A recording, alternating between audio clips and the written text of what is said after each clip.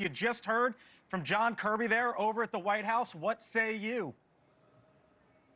Well, I think it's very misleading at best.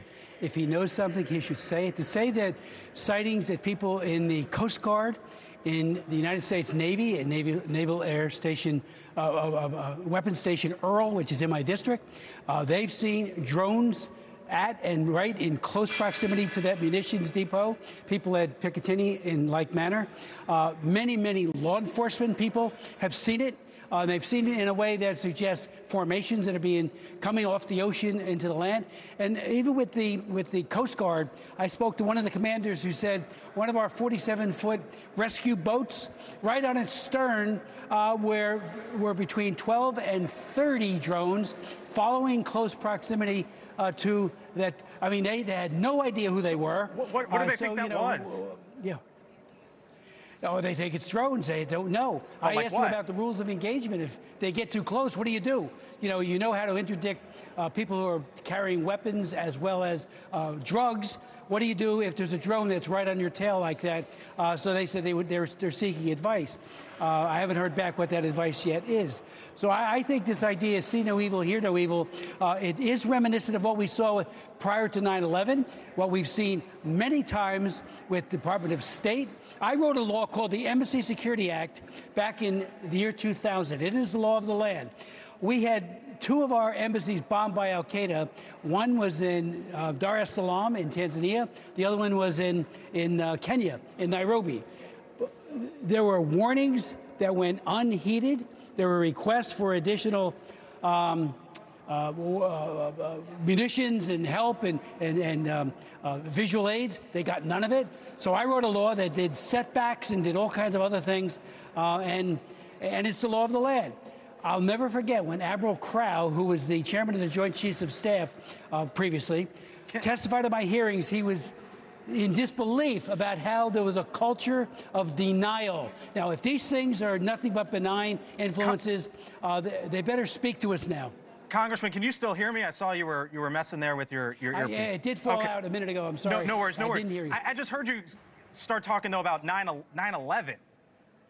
You're ready to go there?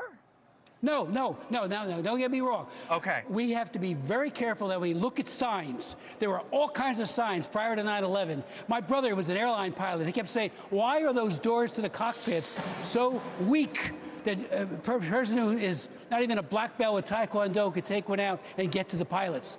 Okay. And and I raised that issue over and over again, and nothing was ever done until afterwards, when obviously they had access to our pilots. A couple more questions here. Who told you in the Coast Guard that story that you were talking about? I have his name.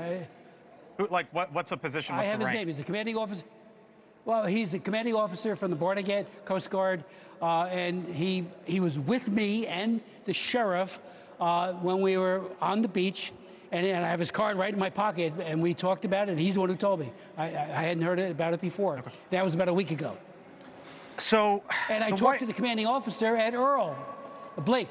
Yeah. The commanding officer told me that his guys looked up and saw a drone right near the rail line that takes our munitions to the pier, which are then unloaded onto ships.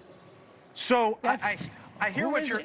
Yeah. So I hear what you're. So here's what the White House says, and this is kind of where I'm stuck, because they said today that it's lawful commercial drones, hobbyist drones, manned aircraft, even stars. Okay, and that they have this information after they quote-unquote surged resources.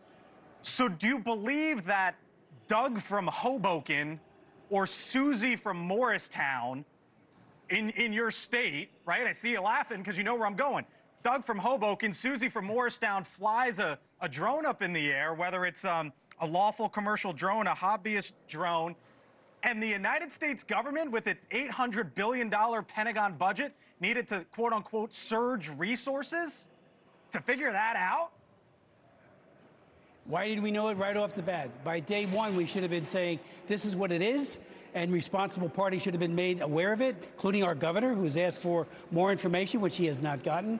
Maybe he's getting it now. I've talked to the head of the state police, who's an excellent leader, and I have a bill I'm introducing that will at least vest authority into the state polices of all of our states to have the capability to discern what these drones are and others that might follow, and also, if you have to bring them down. Remember, they're unmanned drones. So if you do it in a place where there's no population, like over the water, you can ascertain what it is, who they are.